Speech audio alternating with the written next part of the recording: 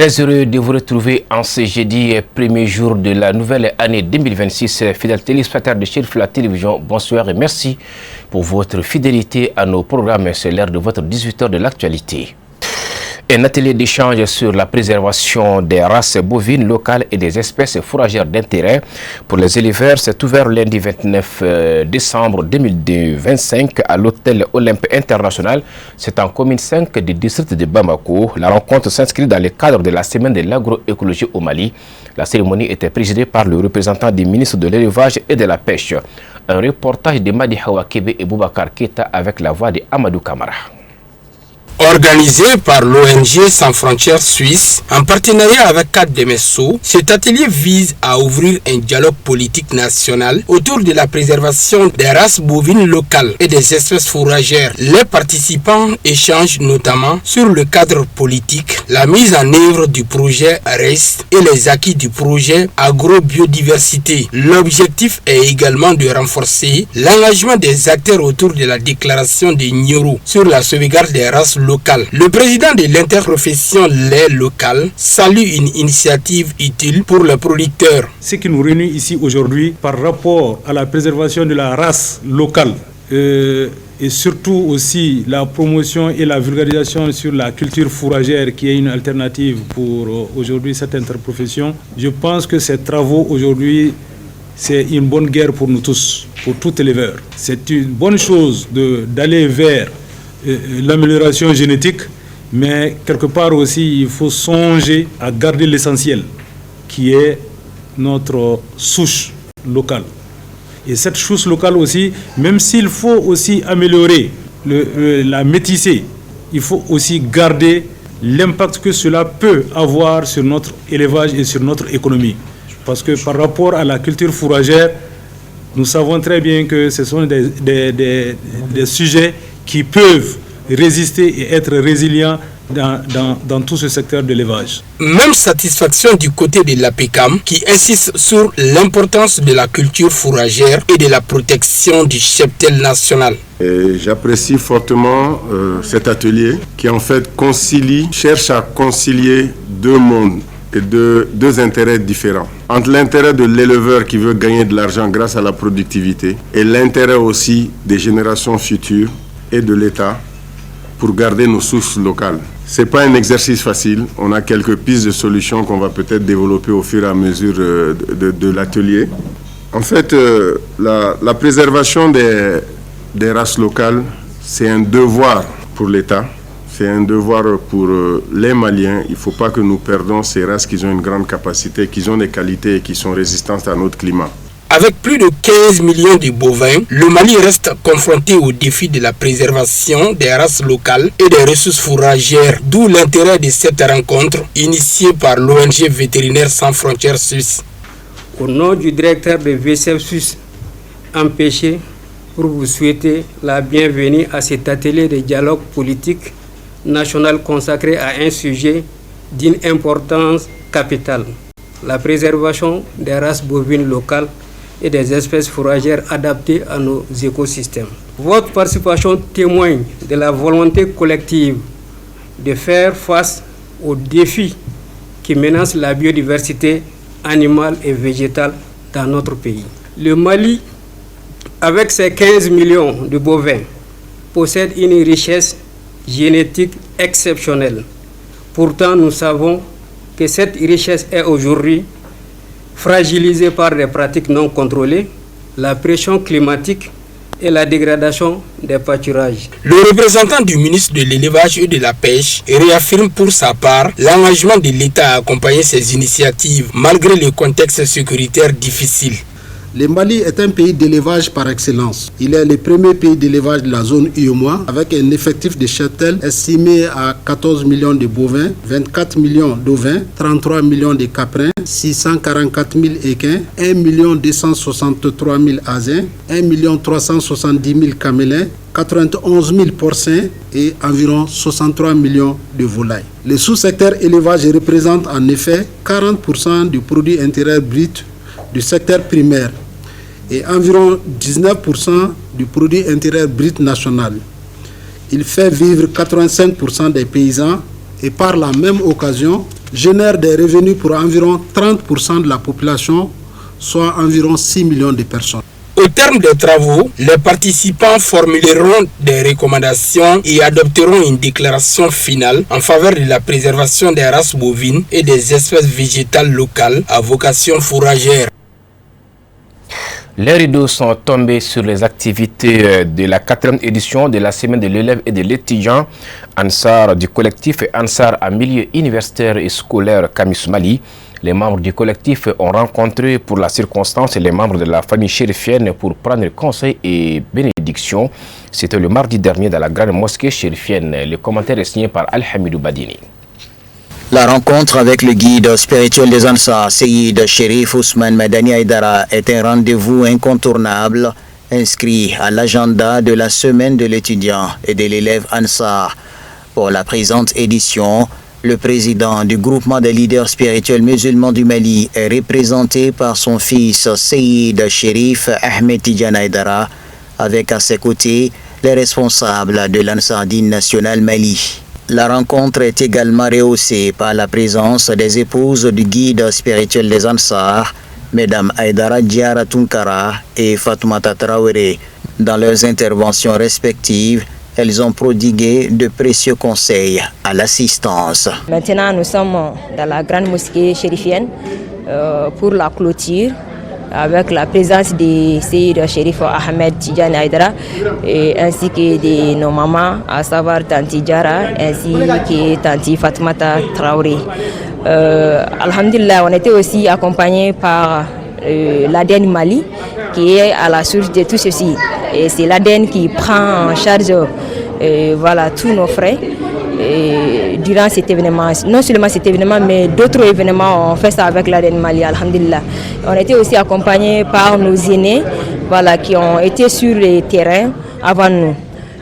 Vraiment, moi personnellement, je suis contente.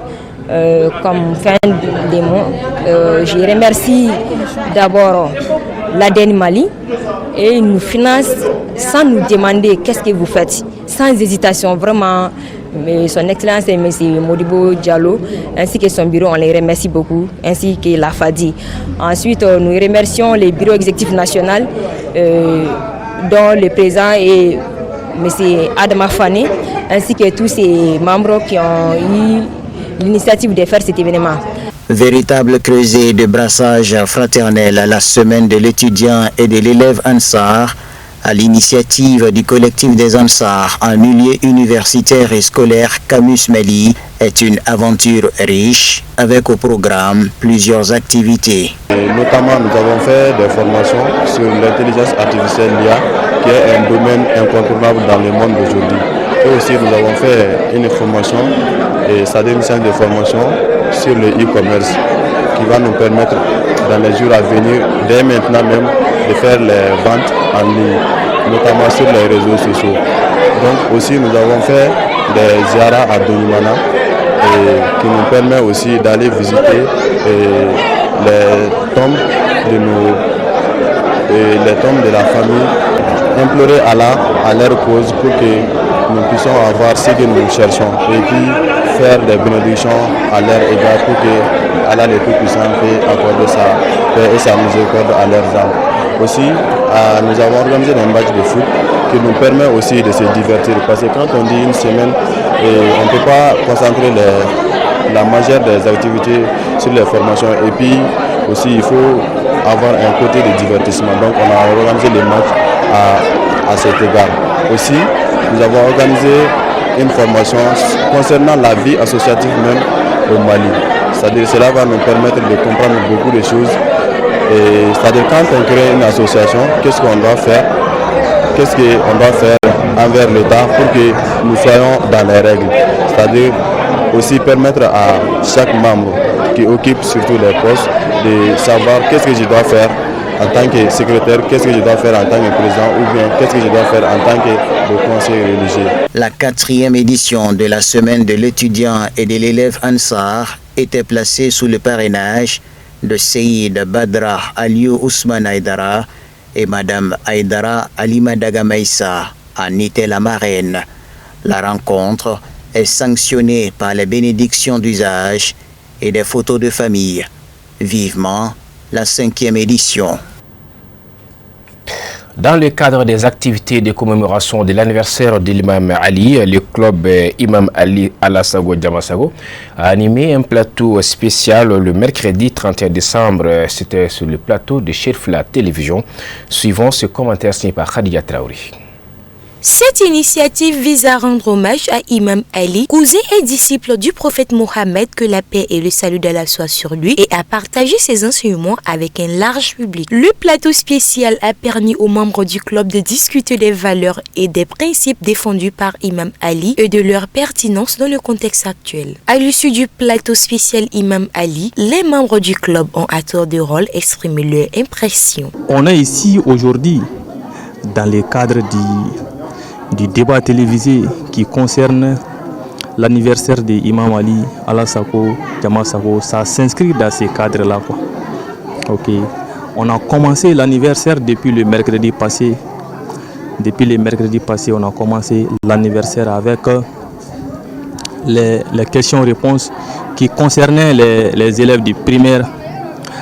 Et après, le samedi passé, c'était l'assainissement de Djagnebougou à la grande mosquée chérifienne de Chérif Ousmane Madan Haïdara et l'hôpital, le centre de santé chérifienne de Bankoni Djagnebougou. Et puis la rue qui porte le nom du guide Asset Chérif Ousmane Madan Haïdara le samedi. Hier mardi, on avait une grande conférence, la conférence qui était basée sur les stupéfiants. Comme vous le savez très bien, actuellement, la jeunesse malienne est confrontée au défi des stupéfiants, comme vous le savez très bien. Et aujourd'hui, on est ici à Mourbabou, dans le cadre du plateau télévisé du club Imam Ali Alasago Djamasago. Ils ont également invité les fidèles à prendre part à la soirée de prêche en hommage à Imam Ali qui se tiendra au soir du 2 janvier 2026 à Bankoni Djagnebougou. On appelle l'opinion à sortir massivement le jour J même de l'anniversaire qui est le 3 janvier 2026. Le lieu de l'anniversaire, c'est au terrain de foot de Bankoni Djagnebougou pour qu'on se rassemble là-bas. Tout le monde faire des bénédictions pour notre Mali, faire des bénédictions pour tout le monde, faire des bénédictions en particulier pour cette Chérif Ousmane Madan Haïdara et sa sainte famille chérifienne. Imam Ali est une figure importante de l'islam, connue pour sa sagesse, son courage et son engagement en faveur de la justice et de la paix. Son anniversaire est l'occasion pour les musulmans de porter la réflexion sur ses enseignements et de s'inspirer de son exemple. Cérémonie de sortie des promotions de Seno Mining School de Niamana, c'était le mardi dernier. Les opérateurs économiques stagiaires donc de Seno Mining School ont fait leur sortie de promotion. La cérémonie de sortie s'est déroulée à Niamana. La cérémonie a enregistré la présence de plusieurs personnalités du secteur des mines dans notre pays. Le reportage est signé par Amadou Kamara et Abdel Sougoudou.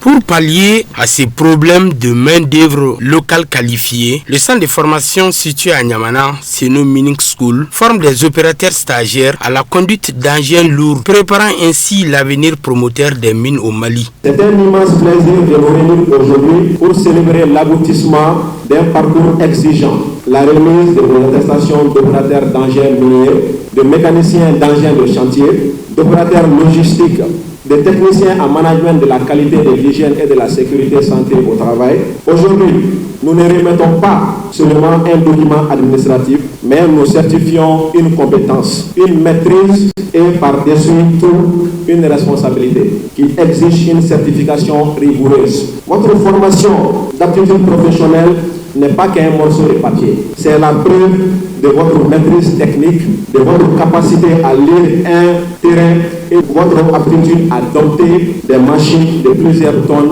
avec une finesse millimétrée.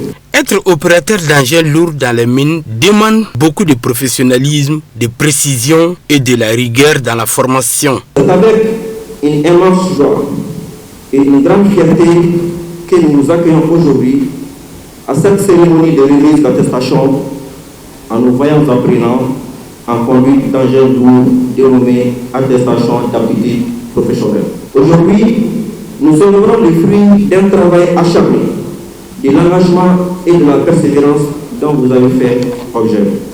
Ces attestations symbolisent non seulement une étape importante dans votre parcours professionnel, mais aussi une contribution future au développement de nos industries et de nos infrastructures. À vous tous qui êtes là aujourd'hui, vous avez franchi avec succès une étape exigeante, parce qu'il fallait prendre des décisions pour certains, et il fallait désapprendre pour d'autres. Et c'est pour cela que je reste convaincu que vous avez acquis des compétences essentielles et prouvé votre aptitude à relever les défis majeurs dans ce secteur crucial. Vous savez, cette formation professionnelle ciblée est un facteur essentiel pour l'amélioration et la perfection de l'expertise locale, chose qui est recherchée aujourd'hui par notre fameuse loi sur le contenu local dans l'écosystème minier. Seno Mining School est bâti sur une réputation solide, basée sur l'expertise, la qualité et la confiance, avec une équipe qualifiée dédiée à fournir des solutions efficaces et durables aux opérateurs miniers du Mali. Sans parler de Mali Pouvoir, sans parler des nouveaux types de Maliens. Et aujourd'hui, je pense que, comme les sages l'ont dit, dans un pays, quand on veut détruire, on détruit l'éducation. Et quand on veut construire, on construit l'éducation. Aujourd'hui, on est en train de voir beaucoup d'opportunités dans ce pays pour dire que ce pays est un terrain vierge. Il doit être reconstruit. On vous parle du secteur minier. Du contenu local, vous avez prouvé, vous avez montré que voilà, au Mali, on a des ressources, on a les, comment on appelle là, on a les compétences pour pouvoir fournir quelque chose dans le cadre du contenu local. Ce n'est pas uniquement une initiative qui est liée à proprement à Seno Mining ou bien les régions dans lesquelles Seno Mining travaille. C'est une initiative beaucoup plus régionale. Pourquoi? Parce qu'il faut avoir une vision beaucoup plus régionale du point de vue sahélien, mais ouest-africain. Situé au Mali, Seno Mining Service est une entreprise leader dans les prestations minières et les travaux publics. Avec plus de 13 ans d'expérience, elle est spécialisée dans les forages, la réhabilitation des sites, l'assainissement et offre également des formations aux opérateurs d'engins des sentiers tels que des bulldozers, chargeurs et pulls. À présent, voyons avec Moussa Foma ce qui fait l'essentiel du reste de l'actualité en images et en bref.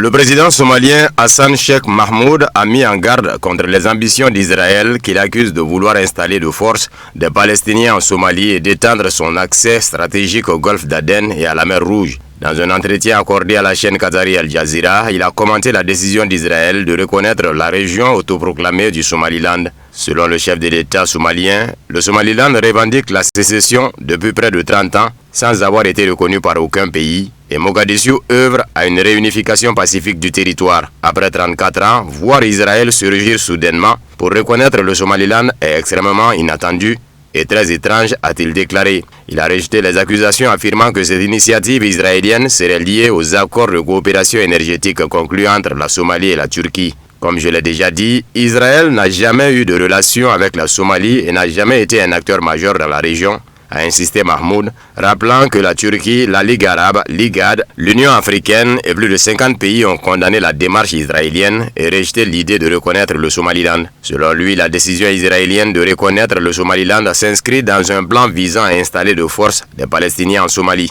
Il a affirmé que cette démarche pourrait également permettre à Israël d'étendre son influence stratégique vers le golfe d'Aden et la mer Rouge, au détriment de la sécurité somalienne et des routes commerciales internationales. Le président somalien a également affirmé que la reconnaissance du Somaliland par Israël fournirait un prétexte à l'établissement de bases militaires et à la relocalisation de Palestiniens, évoquant des renseignements signalant une présence israélienne clandestine dans la région, désormais rendue officielle selon lui. Face à la décision d'Israël de reconnaître le Somaliland comme État indépendant, le Conseil de sécurité de l'ONU s'est réuni en urgence à New York. Une large majorité de ses membres y ont dénoncé une atteinte à la souveraineté de la Somalie et un nouveau facteur d'instabilité dans la Corne de l'Afrique. Réuni lundi 29 décembre 2025, le Conseil de sécurité a examiné la reconnaissance par Israël du Somaliland, région septentrionale de la Somalie, en tant qu'État indépendant et souverain, décision vivement critiquée par plusieurs pays de la région. Mohamed Khaled Kiari, sous-secrétaire général de l'ONU pour le Moyen-Orient, l'Asie et le Pacifique, a rappelé que l'organe onusien reste attaché à la souveraineté, à l'intégrité territoriale et à l'unité de la Somalie, comme réaffirmé dans la résolution 2809 de 2025 adoptée le 23 décembre. Les États-Unis ont réaffirmé leur soutien à l'intégrité territoriale de la Somalie, tout en défendant le droit d'Israël à choisir ses partenaires diplomatiques qu'ils considèrent comme une prérogative souveraine. Une position qui ménage les deux parties. Pour le gouvernement somalien, cette reconnaissance risque d'encourager d'autres démarches séparatistes, comme celle du Puntland, et de fragiliser davantage un pays déjà confronté à la menace d'Al-Shabaab. Plusieurs membres du Conseil ont mis en garde contre les répercussions possibles sur la stabilité de la Corne de l'Afrique. Mohamed Khaled Kiari a exhorté les parties somaliennes à renouer un dialogue pacifique et constructif en rappelant le cadre posé par le communiqué de Djibouti de 2023 sur les pourparlers entre Mogadiscio et le Somaliland. Il a souligné le caractère stratégique de ce territoire. En effet, la zone est située sur l'une des routes maritimes les plus fréquentées du monde, entre Océan Indien et Canal de Suez. La crainte exprimée du responsable de l'ONU est qu'une reconnaissance non consensuelle soit exploitée par des groupes terroristes comme El-Shabaab. Le président américain Donald Trump et le premier ministre israélien Benjamin Netanyahou ont discuté de la possibilité de nouvelles frappes contre l'Iran en 2026 lors d'une réunion en Floride le 29 décembre, a rapporté le portail Axios en citant un responsable américain.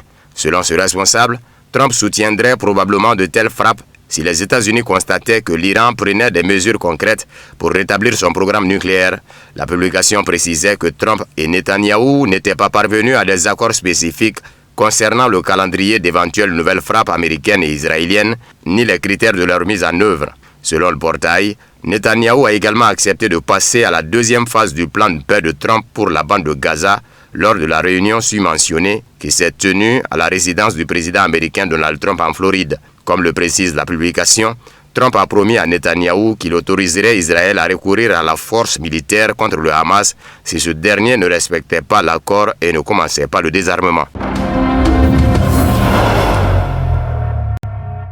Des représentants des États-Unis, du Royaume-Uni, de l'Allemagne, de la France et de l'Ukraine ont tenu des consultations téléphoniques pour discuter du renforcement des garanties de sécurité pour Kiev. L'envoyé spécial du président américain Steve Witkoff a fait cette annonce sur le réseau social X. Comme il l'a écrit, il vient d'avoir un appel productif pour discuter de la poursuite des prochaines étapes du processus de paix européen. Nous nous sommes concentrés sur la manière de faire progresser les discussions de façon concrète en faveur du processus de paix, notamment en renforçant les garanties de sécurité et en développant des mécanismes efficaces de déconfliction pour contribuer à mettre fin à la guerre et éviter qu'elle ne reprenne, a-t-il écrit. Selon le représentant spécial du dirigeant américain, l'un des sujets abordés lors des discussions a été l'aide économique à l'Ukraine et son redressement après le conflit. De nombreux détails supplémentaires ont été abordés et nous poursuivrons ce travail et cette coordination importante au cours de la nouvelle année, a ajouté Witkoff.